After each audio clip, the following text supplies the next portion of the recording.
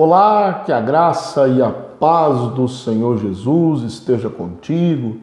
Seja muito bem-vindo, muito bem-vinda ao meu canal. Se você ainda não é inscrito, eu quero convidar você a inscrever-se no meu canal, acionar o sininho das notificações e também deixar o like aí, se você gostar do vídeo, logicamente, né? Compartilhar, deixar um comentário aqui. Esse comentário ajuda muito também na divulgação do canal, tá bom? Se você já é inscrito, muito bem-vindo também. Muito obrigado por já estar acompanhando o meu conteúdo. Hoje nós vamos estudar a lição de número 7, que tem por título A Sutileza da Relativização da Bíblia. Estamos estudando na classe dos adultos, né? Os ataques de Cristo, os ataques contra a Igreja de Cristo.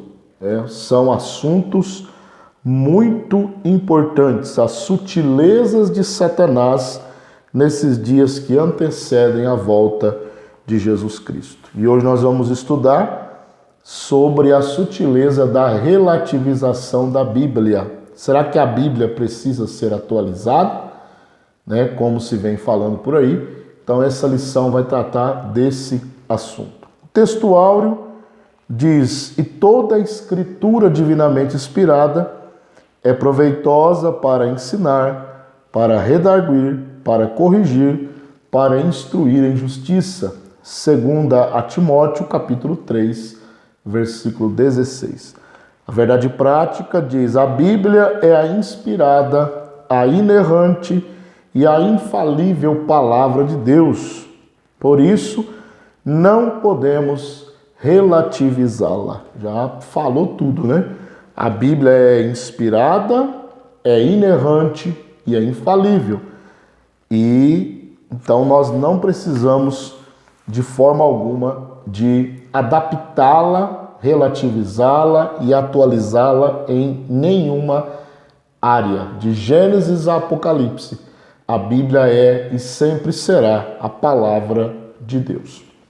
A leitura bíblica em classe está na segunda epístola de Paulo a Timóteo, capítulo 3, versículo 14 ao 17. É bom que você pause o vídeo, efetue a leitura, né? Eu já efetuei a leitura aqui nos meus estudos.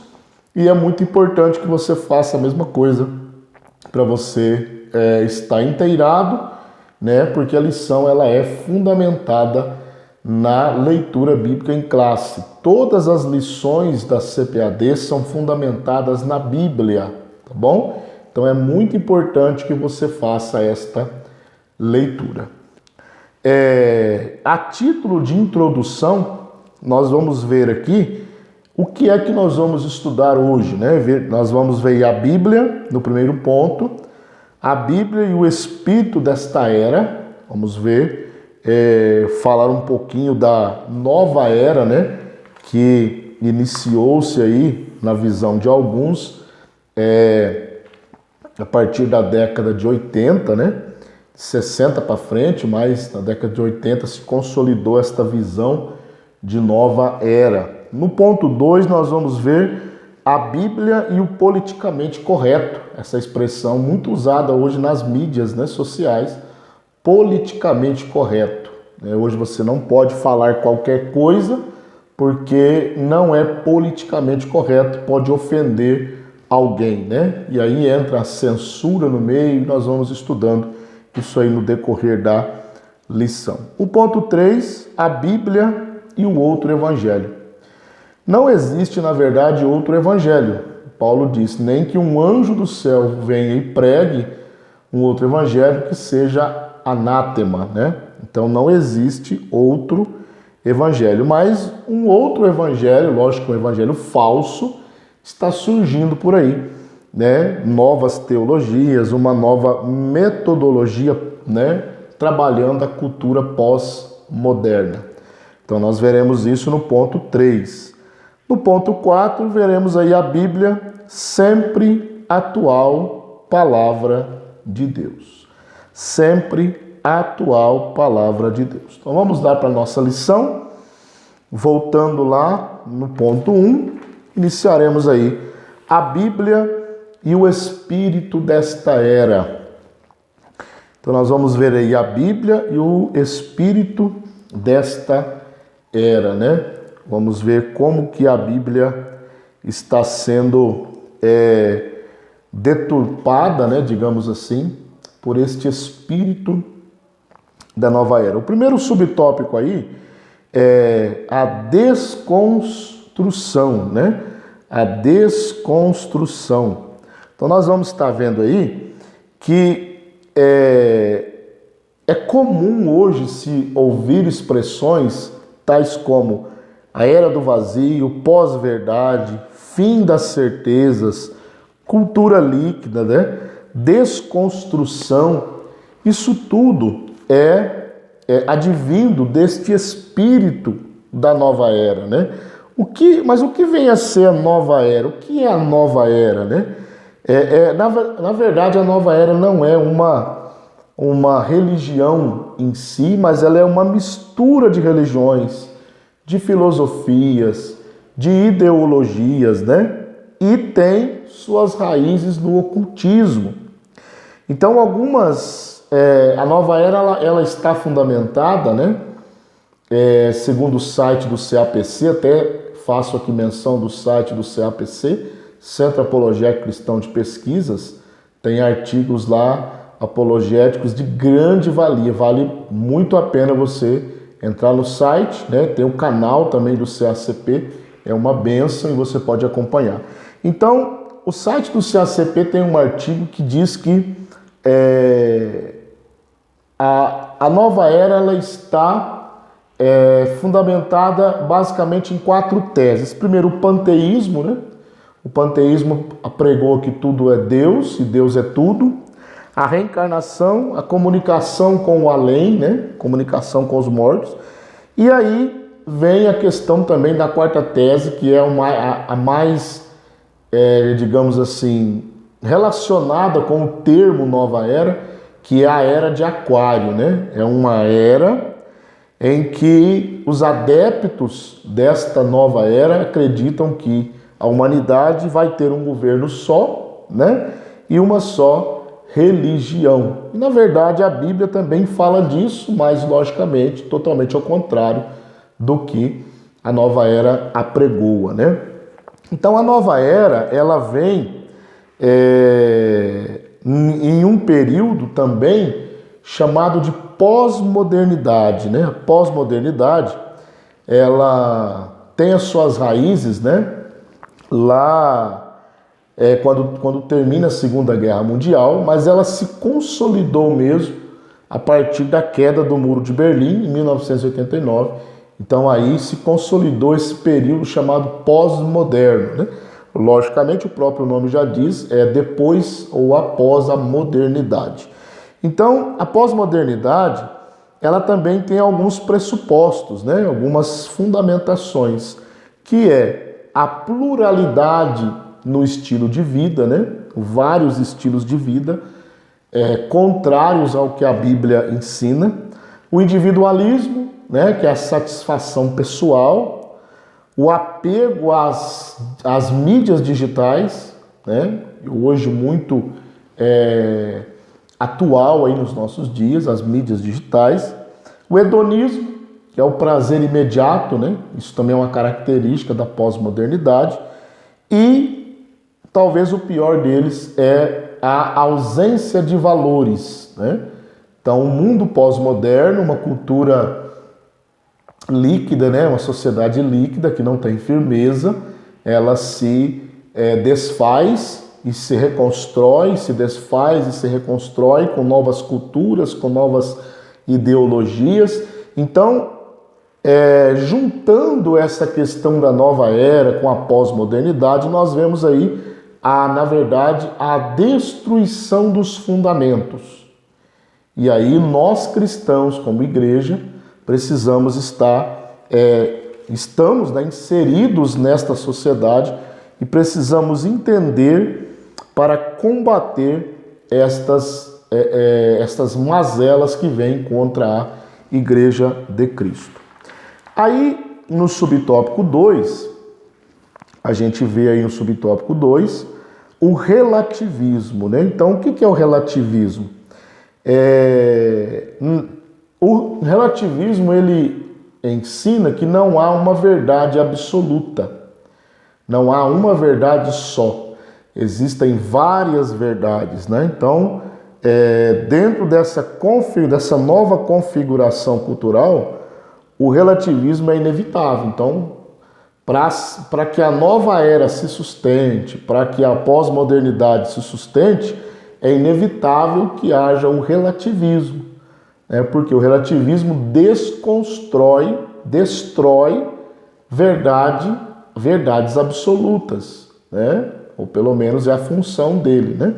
Porque a palavra de Deus, que é a verdade absoluta, nem a nova era e nem a pós-modernidade nunca vão destruir, mas é o que eles querem, né? Então aqui nesse primeiro ponto, nós vimos aí a Bíblia e o Espírito da nova era. Só resumindo aqui esse ponto, nós entendemos que por trás da nova era, por trás destas novas culturas contrárias ao que a Bíblia diz, está o espírito do ocultismo, o espírito maligno, Satanás, os demônios. A nova era mesmo tem as suas raízes no ocultismo, e nós cristãos precisamos estar sempre preparados para isso, ok? Se você tem algum comentário aqui nesse ponto, deixa aqui nos comentários que nós vamos interagir com você. Ponto 2, a Bíblia e o politicamente correto. A Bíblia e o politicamente correto. Então, o que é o politicamente correto? Então, são expressões, né? Ações, expressões que evitam ofender e excluir pessoas que são vistas como menos favorecidas, chamadas de minoria, né?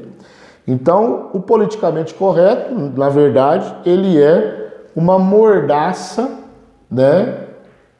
Que tenta impedir a liberdade de expressão. Liberdade de expressão não é lógico, não é ficar ofendendo os outros, né?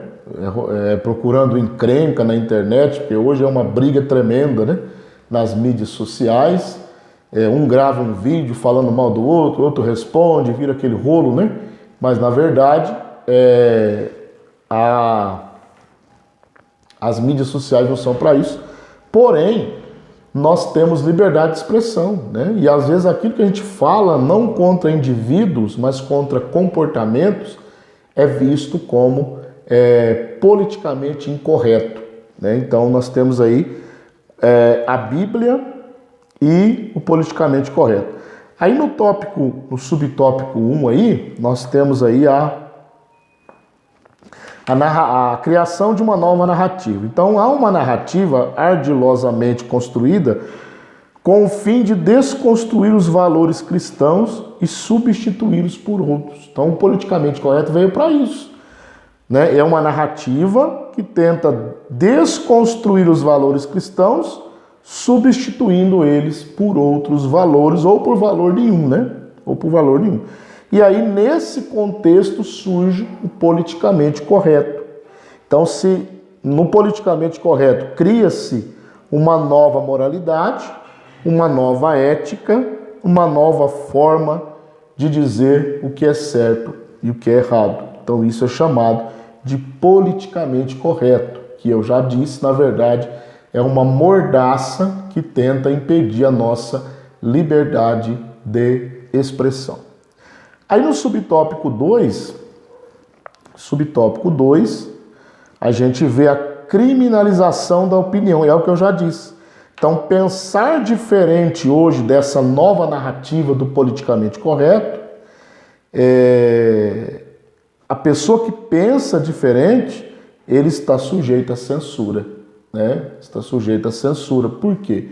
Porque ele está falando contra o politicamente correto.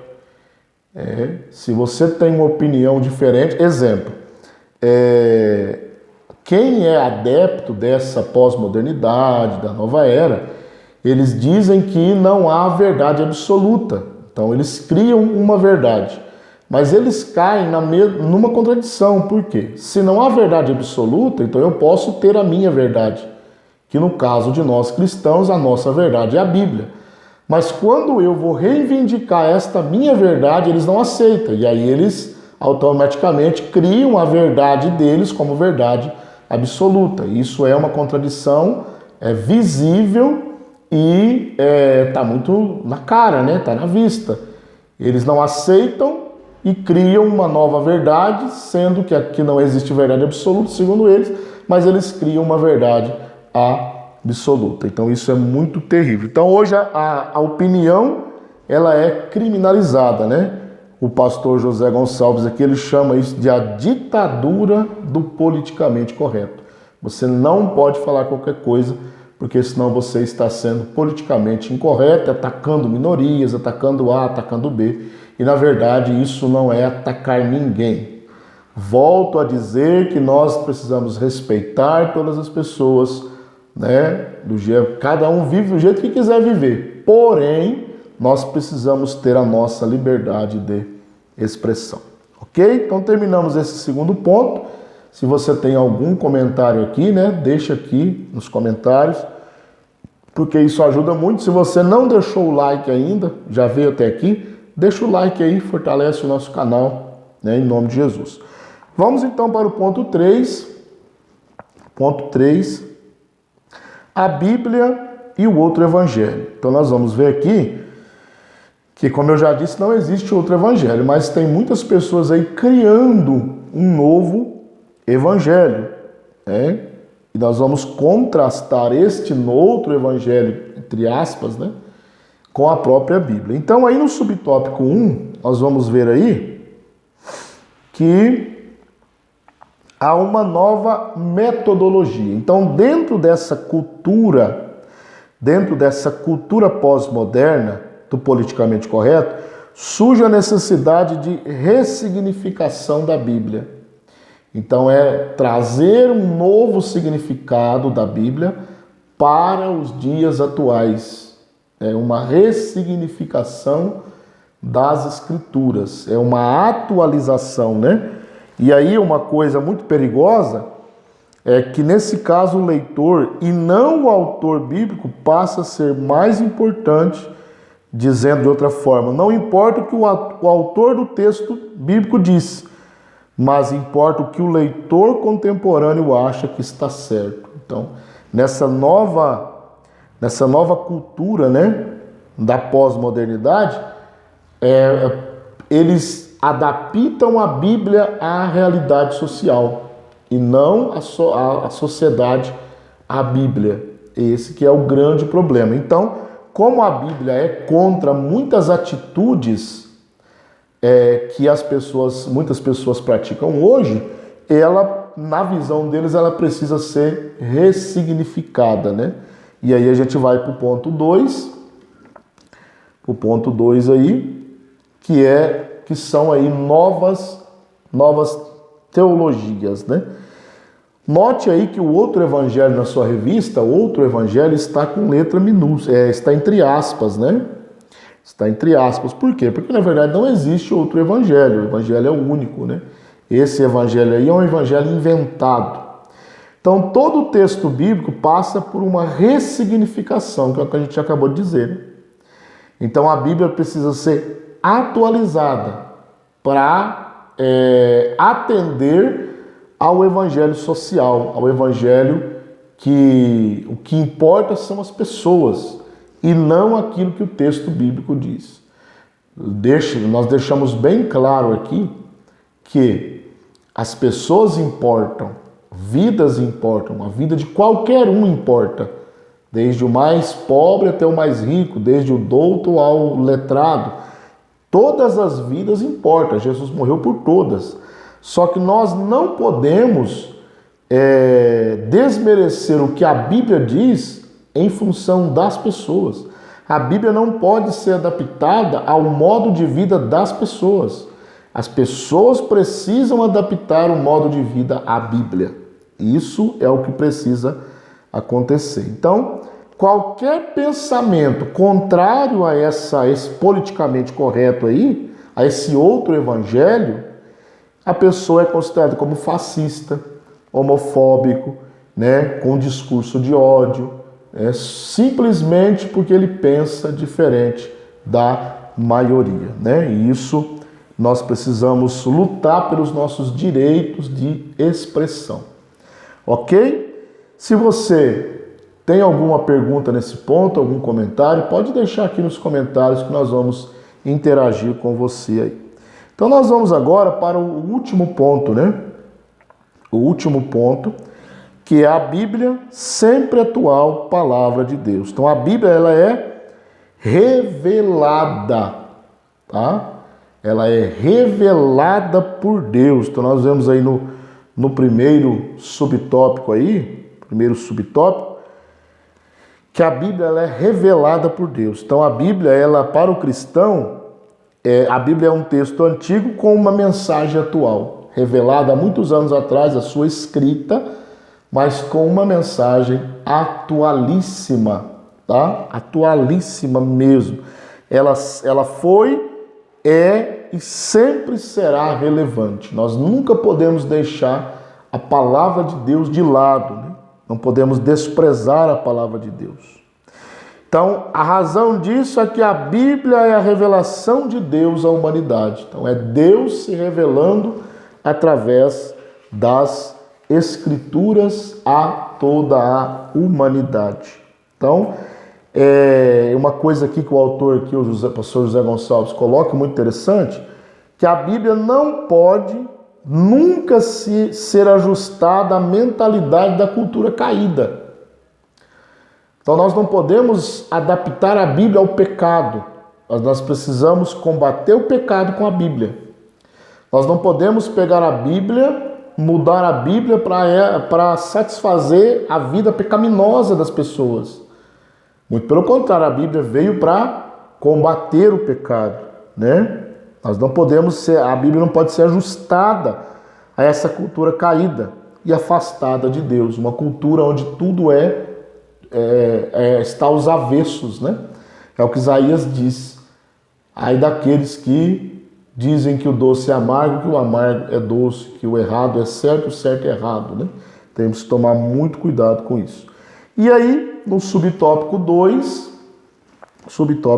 aí, nós vamos estar vendo a Bíblia, ela é inspirada por Deus, né? Lá no nosso texto áureo, que é 2 Timóteo, né? Está na leitura bíblica em classe também. Toda a escritura divinamente inspirada é proveitosa para ensinar, para redarguir, para corrigir, para instruir em justiça. 2 Timóteo 3:16. Ok? Então, a Bíblia, ela é inspirada. Então, Paulo diz que ela na verdade, esse termo inspirado é theopneustos. O theopneustos, ele quer dizer respirado por Deus. Então, Deus inspirou os autores da Bíblia. Nós já estudamos isso nesse ano, né? A autoridade das Escrituras, a inspiração das Escrituras. Deus inspirou os autores da Bíblia Sagrada. Deus inspirou os homens, cerca de 40 homens, para escrever a palavra de Deus. Então, ela é a palavra de Deus. Não precisamos de atualizações, tá bom? Não precisamos de atualizações, ok? Então, só fazendo aí uma recapitulação, né, do que nós aprendemos. O que nós aprendemos lá no primeiro ponto? A Bíblia e o Espírito da Nova Era. Então aprendemos aí algumas coisas sobre a Nova Era, sobre a pós-modernidade, e quem opera por trás desses movimentos, digamos assim, né? A Nova Era é um movimento, e também por trás da pós-modernidade é o espírito maligno, o espírito de Satanás com seus demônios, com o ocultismo que vem por trás disso aí, e a Bíblia condena todas essas práticas. No ponto 2, nós vimos a Bíblia e o politicamente correto, né? O que é o politicamente correto? Que hoje você não pode falar nada que ofenda o comportamento de alguém, né? Porque isso é politicamente incorreto. Nós precisamos lutar pelos nossos direitos de expressão para que nós possamos ser cidadãos de verdade, né? Não para ficar ofendendo pessoas. Nós precisamos respeitar as pessoas, mas nós precisamos ter nossa liberdade de opinião.